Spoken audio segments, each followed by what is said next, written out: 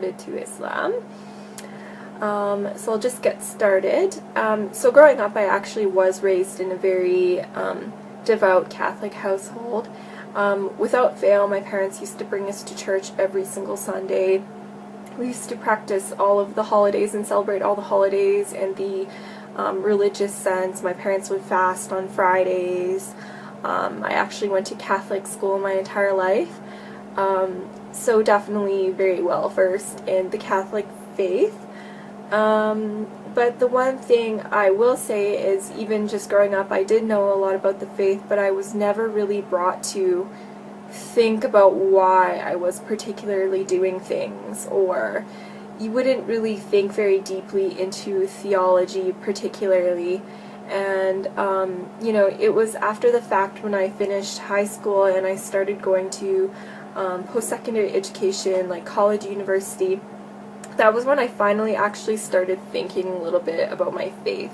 Maybe it was the rebellious sense in all of us when we finally become somewhat independent and we want to be our own person, but definitely it was a little bit more than that.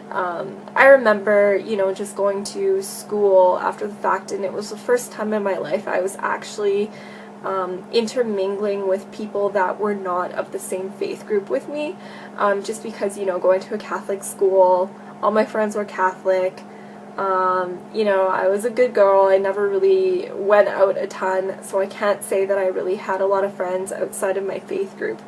But when I actually went to college, university, I actually for the first time interacted and met, you know, Muslims as an example, and it kind of made me think about my faith in a greater sense. Like, I remember, you know, just going to church and thinking, for the first time in my life, like, you know, we're not supposed to be worshiping idols, so why do we even have, you know, like, statues inside the church that people are praying towards? Or if we're supposed to be praying to the one God, like, why are we praying to the Virgin Mary, or why are we praying to other people and saints when, you know, God is the creator of all things and God is the Almighty? In that sense, like, I just kind of raised a lot of questions, or I started thinking simply about, you know, Trinitarian issues, and the fact that if Jesus was praying, who is he praying to if he is God? Or why would he be in need particularly? Like, a lot of these things, no matter who I would talk to, wouldn't really have a great resolution. You know, just to name a couple of other things, like, if God is eternal, then how could God die?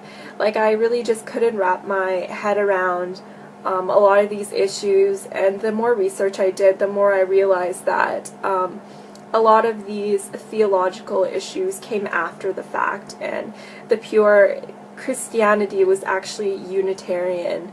But it was the later kind of additions that changed the faith to make it what we know it as today, particularly, meaning kind of more of a Pauline Christianity. But I won't get into that. So generally, at that point, that was kind of when I was questioning a little bit more. But I really didn't have much of a solution. I just had questions. I started kind of looking into agnosticism, just because I figured, you know, if Christianity is wrong and, you know, all of these other religions are quote-unquote polytheistic, and I can't really accept that. They're either polytheistic or they're not particularly religions. They're more kind of like ways of thinking and whatnot. I don't really want to be involved with any of these, and I never really found a good monotheistic solution, but at the same time I wasn't really looking much into religion. You know, but then it got to a point where I actually got in discussion about religion with some Muslims, actually, when I was at school. And I really didn't know much about their faith, to be quite honest. I had all of the stereotypical kind of ideas as to what Islam actually was. You know, the fact that it was terrorist mongering and a violent faith, and, you know, they just want to convert everyone by the sword, quote unquote, or, you know, intolerant, they just want to kill everybody that didn't agree with them. You know, very, very shallow kind of ideas as to what this faith was. But the more I kind of started asking questions about it, the more I was kind of finding myself strangely attracted to this religion, basically because of the fact that they believed in the existence of the one God. They believed in God's oneness. They believed in God's eternity, everlastingness, you know, but without all of the mental confusion. It was just, you know, basically belief was broken down into the fundamentals, and it was something that everyone would be able to digest without actually having to do any mental gymnastics. So long story short, I started looking a little bit further into Islam, not really wanting to particularly accept it as my religion, but still attracted to it nonetheless. I started taking a religious studies course where I actually was able to look at Islam from an unbiased, kind of scholarly perspective, and again, I found myself kind of being attracted to it because of its, you know, rationality, and the fact that Islam could meet kind of belief in science halfway. It was rational, sorry, but it had proof at the same time. It wasn't just asking you to believe without any questioning or proof whatsoever. So again, looking into the Quran, I found the exact same thing.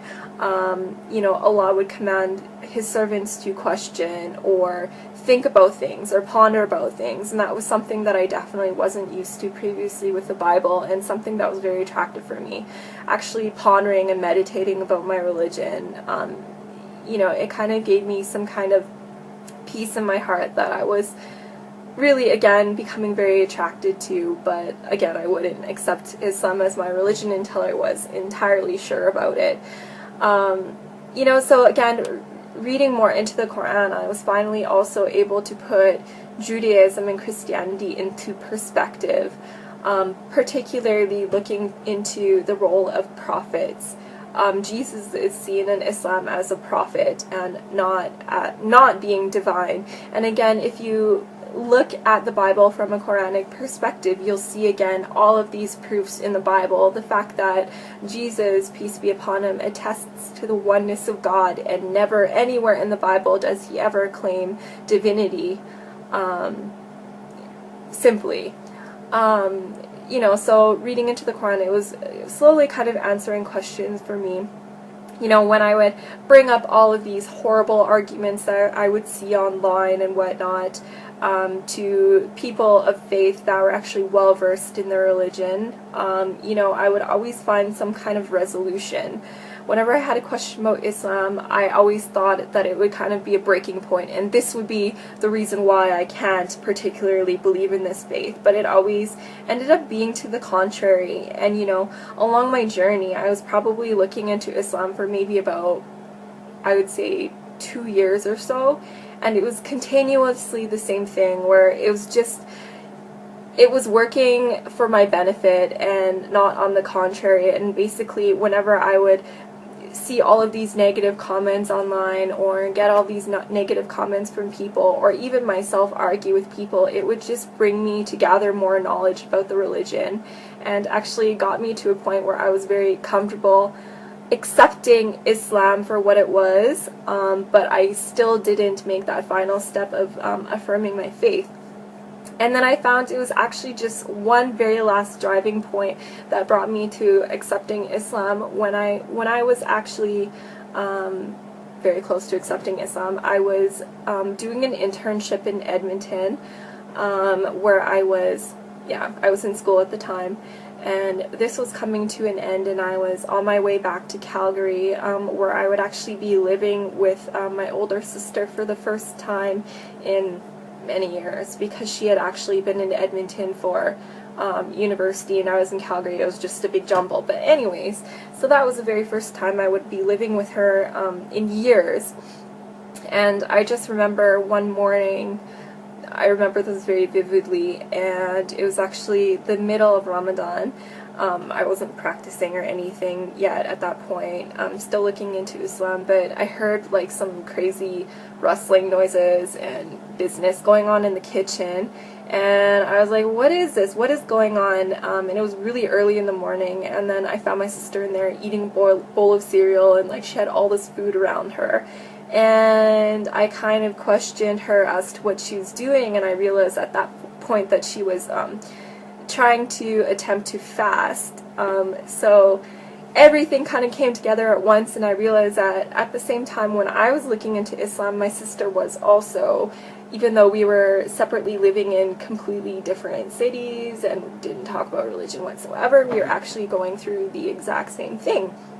So that kind of brought me to a point where I was feeling a little bit more comfortable in my decision, you know, to potentially accept Islam. And my sister and I, we ended up actually going to a lot of religious lectures and lessons together, and kind of furthering our knowledge together and searching together.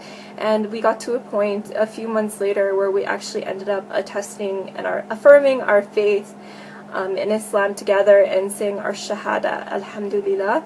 And since then it's been about 4 years. So I've since then, you know, my life has changed dramatically for the better. Finally, as a person, I feel so whole. You know, before Islam, I would go to bed at night and I would honestly not be able to sleep because I felt like I was purposeless, and I felt like, you know, extreme fear of, you know, what was going to happen to me. You know, am I just like this lump of flesh and I'm just gonna die and rot in the ground? Like, I just really felt unfulfilled, and I felt like there was no purpose for me. But in my life now, I can say that every single moment of every day, I feel like I'm accounting for it, and I actually have a purpose, and our purpose is to worship the Creator and devote our life to the Creator in the way that He has outlined in the Quran. Very, very simply speaking. But anyways, so that's my story. I'm gonna keep it short and leave it at that, but inshallah, I hope any of you out there perhaps benefited from this story, and I hope to be of service to anybody, you know, with any questions about Islam whatsoever. I would love to kind of dispel any myths and use my knowledge that I've gained over the past couple of years to, you know, maybe inspire you guys in some way, or at least provide you with some knowledge, or answer any of the questions that you've been burning to have answers to. But for now, assalamu alaikum.